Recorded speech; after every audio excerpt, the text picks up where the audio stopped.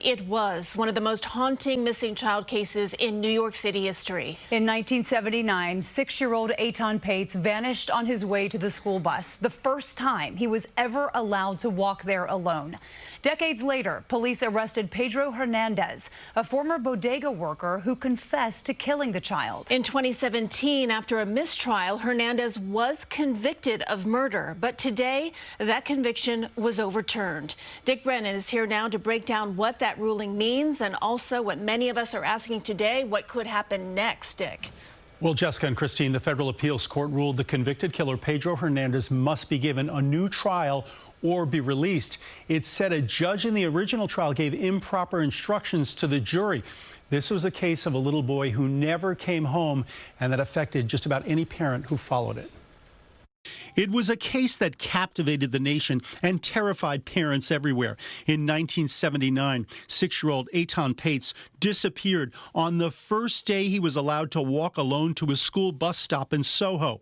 The search for answers took decades, and in 2017, a Manhattan jury convicted Pedro Hernandez, who confessed to luring Etan to a basement and choking him to death. But Hernandez's lawyers said his confession was false, spurred by a mental illness that made him confuse reality with imagination, and the confession was at the heart of the federal court ruling overturning the conviction. The appeals court said the trial judge gave clearly wrong and manifestly prejudicial instructions to the jury in response to a question about Hernandez's confessions. The jury in the case considered confessions when they shouldn't have been able to consider the confessions. Legal expert David Schwartz says the court made the correct decision to overturn the conviction. If the jury determines that it's an involuntary confession, then they can't consider it. The law has to be equal for everyone. Etan was among the first missing children pictured on milk cartons. His case contributed to an era of fear, making anxious parents more protective of children who many once allowed to roam and play unsupervised in their neighborhoods.